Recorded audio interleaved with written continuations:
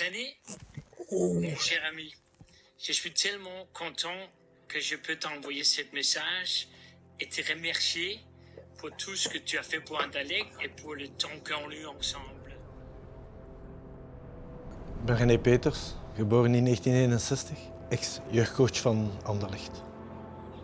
Ik ben opgegroeid in de wijk hier net naast Neerpede, de Bonaire, ga ik dat noemen, de Goede Luchtwijk.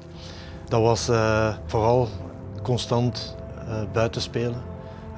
Natuurlijk, we spreken van een andere periode. Hè. Geen gsm's, geen laptops en wat weet ik veel. Dus financieel weinig mogelijkheden, maar ja, het grote plezier, het geluk was constant buiten te spelen met allemaal vrienden en zowel gaan voetballen als gaan fietsen. Als het bijna donker was, dat er daar de een of de andere dat je tegen het lijf liep die zei van je moeder heeft geroepen, want vroeger ging dat zo. Hè. Nico, alles goed? Bij ons, in heel de familie, was het eigenlijk een en al de sporting, dat we dat noemden. Dat gaat van mijn grootvader tot mijn vader. Het zou ondenkbaar zijn geweest van ergens te beginnen voetballen, ergens anders dan in Anderlecht.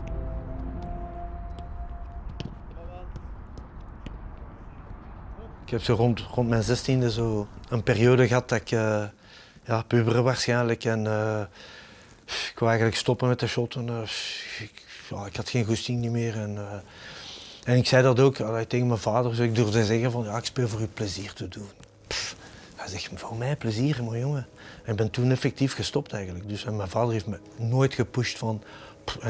Maar na 2 maanden begon dat weer te kribbelen een beetje. En daarna heb ik het geluk gehad ook natuurlijk dat ik met meneer Van Imst coach gehad heb die ook wel geloofde in mij en toch veel opgestoken van hem. En dan dikwijls het geval. Hè. Als de trainer die je dan pusht naar die eerste ploeg, dat is dikwijls de man dat je het meeste, maar die geloofde ook echt in mij, dat was Hippolyte van den Bos.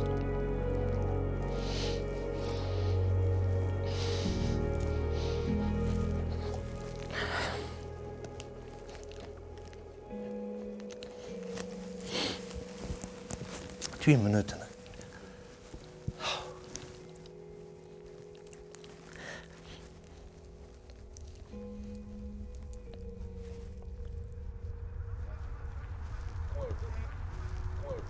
Quoi, t'as mal au dos? T'as mal au dos? C'est l'âge, hein, Hey, t'as quel âge? Ouais, non, mais t'as quel âge?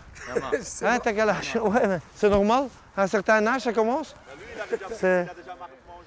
De stap naar die eerste ploeg die was in die tijd nog enorm eigenlijk. Het jaar 81, als ik 20 jaar ging worden zeker, dan ben ik begonnen bij de post. Ging ik vroeg werken. Ik ben begonnen zelf in Dilbeek en toen begonnen ze daar om 5 uur. Ik denk dat rond 2 uur of zo dan we thuis waren. Een klein dutje doen en dan in die tijd was dat denk ik rond 5 uur, half 6. Dan ging ik trainen en dan de zaterdag competitie spelen. Hè. Ik herinner me de eerste keer dat ik in de kleedkamer kwam, was eigenlijk de eerste keer dat ik Lozano goeiedag zei. Voor kuiteren of een koek of een bortenoosten. Dus ja, dat was indrukwekkend tot en met. Hè. Dus dan durf ik wel zeggen dat ik met trillende benen eigenlijk de eerste keer in die kleedkamer gegaan ben.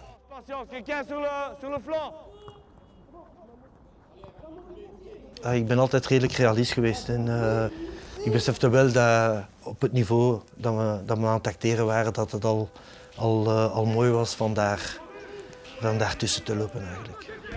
Rond het jaar 98, 99 denk ik, kom stilletjes aan ten einde van mijn carrière en dan kom ik eigenlijk terug in contact met Anderlecht via mijn broer eigenlijk. Die was hier al werkzaam in de scouting en zo ben ik eigenlijk terug in Neerpede in contact gekomen. Hè. Dan in 1999 ben ik eigenlijk bij de U9 ben ik, gewoon begonnen als coach. En ik vond dat wel leuk zo met die kleine mannen, zo een beetje techniek en amusement en zo. Zo ben ik begonnen als coach op Anderlecht.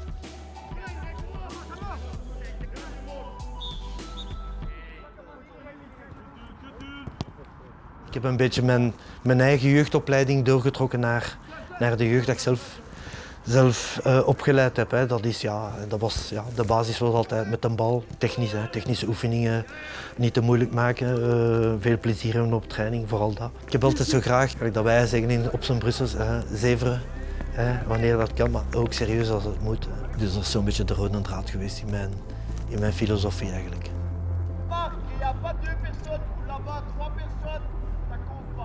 Ik heb nooit het gevoel gehad dat ik aan het werken was. Hè. Je kunt dat niet werken noemen. Hè. En het feit dat je altijd met die jonge gasten bezig bent, dat uit de jongen, zeggen ze dan. Dat is ook zo. En altijd andere culturen, andere gewoontes. Dat maakt het altijd zo leuk en spannend eigenlijk. Hè. Ik heb met heel veel spelers een goede band gehad. En ik denk dat dat eigenlijk mijn grootste plezier was eigenlijk. We hebben heel veel gasten gehad die van thuis uit weinig mogelijkheden hadden of die in moeilijke situaties hebben moeten opgroeien. Ik herinner mij in mijn eerste jaar dat ik hier begon bij de U9. Had ik een jongen die kwam van Rwanda, veel miserie meegemaakt en voor de wedstrijd ging hij die ophalen. Die woonde in Gansoor. En dat was van, est-ce que tu as mangé? Stoppen bij een bakker. Allee, gaat vlug iets halen, dat hij toch iets kon eten. Dus ja.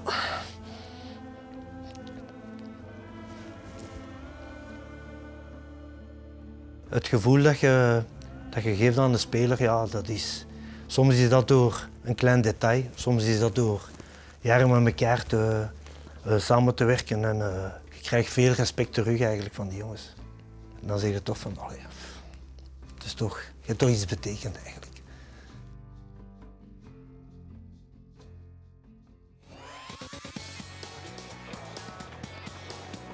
Amici collegati con lo stadio dei Pini di Viareggio, 65esima edizione Viareggio Cup, la finalissima Milan en Anderlecht. Het mooiste toernooi blijft toch Viareggio voor mij. En waarom Viareggio? Vroeger was Viareggio zo'n beetje ons referentietoernooi. Dat was toch een speciaal toernooi met allemaal topploegen, vooral de Italiaanse ploegen, Juventus en AC Milan, Inter Milan. Dat jaar dat we daar, ik denk dat het in 2013 is, hebben we dat toernooi gewonnen. Dat was de eerste keer dat we dat eigenlijk konden winnen. En het was ook mijn eerste jaar dat ik daar naartoe ging als hoofdcoach eigenlijk. De finale was tegen AC Milan en we winnen die finale 3-0. Dus, praticamente cost to cost di Agenpong entra in area di rigore Agenpong. Continua l'azione, Tarfi dentro. L'Anderlecht vince l'edizione. Als we terugkwamen van Viareggio zijn we dan ontvangen geweest. Mochten we een ereronde doen op het Constant van der Stokstadion. Dat was echt eigenlijk uitzonderlijk en een mooi moment. Ja, misschien de mooiste. E adesso vedete come Peters sta rischiando. Na dat jaar, toen was ik assistent bij Besnik. Ik was T3, we hebben daar toch mooie momenten gehad ook. Europese matchen, ik denk tegen Arsenal, tegen Dortmund en zo. Dus sowieso een ervaring dat je meeneemt, ook de jaren nadien als coach. Hè.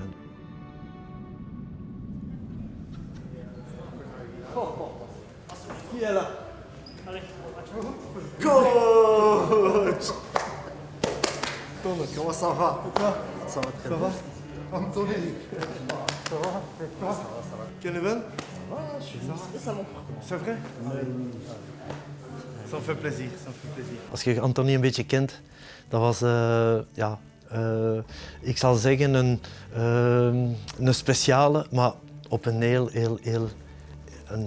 leuke manier eigenlijk. Anthony moest ik kennen en dat was een gast die graag ook zeveren, lachen, alles niet te veel serieus nemen eigenlijk, maar in zichzelf had hem toch die gedrevenheid. Sommigen gaan zich mispakken aan Anthony van den Borren, hè, want dat was een gast. Hij durfde wel een keer, ik zeg daar tegen dan, een panna doen in zijn eigen 16 meter. En dat durfden allemaal wel en dat mocht een keer falen. Maar hij ging dat echt, de moment daarna gaat hem dat recht zetten met dan weer iets fantastisch te doen. Als je Anthony ging echt iets opleggen, en je begon tegen hem te uithalen en te schreeuwen en te doen, dan kreeg je niks van hem. Ik denk dat ik misschien de juiste manier had om te werken met Anthony.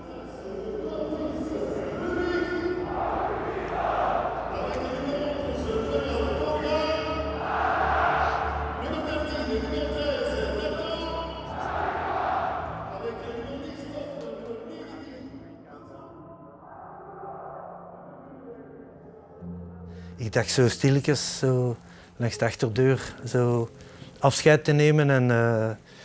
En ja, oké, je hebt altijd vrienden natuurlijk. Maar het gaat ver boven mijn verwachtingen eigenlijk.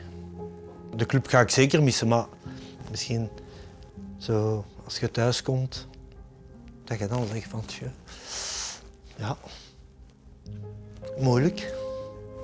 Ja. Maar bon, ik weet dat er anderen zullen klaarstaan om dat verder te doen. Hè. Ik hoop dat er andere coaches zullen zijn die dat DNA van Anderlecht kunnen verder trekken. Hè. Het zou leuk zijn dat er andere oudspelers zijn die goesting hebben om jeugdspelers beter te maken. René Peters, wat een fijne man.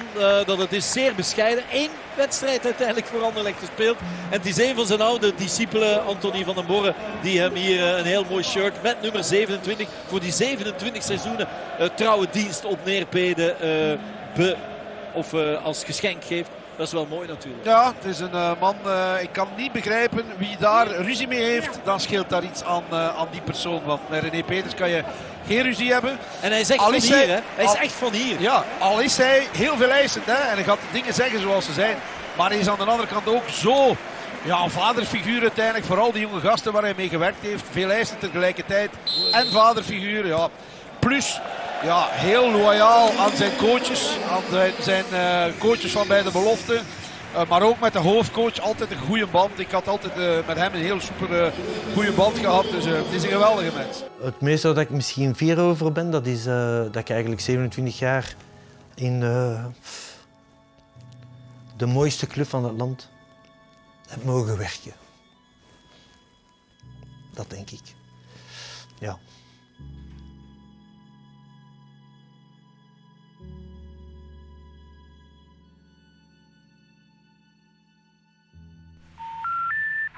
Coach, ik wil u feliciteren voor een fantastische carrière die je gehad hebt. Ik wil u vooral bedanken voor alles wat je mij hebt bijgeleerd in de jaren die we hebben samengewerkt in de jeugd. Tu as été à la fondation de ma carrière et je te remercierai toujours. I wish you all the best and I cannot forget all the things you told me when I was in Anderlecht, starting from under 21, all the love you showed me. But one thing I will never forget, when I scored against AC Milan in the tournament we play in Italy, you called me, Frankie, I love you. Maintenant, j'espère que tu auras le temps de prendre la moto et venir au Danemark, à Copenhague, chez moi, et t'accueillir avec la même gentillesse, toi qui es le roi des Neerpede, le roi de Sporting Anderlecht.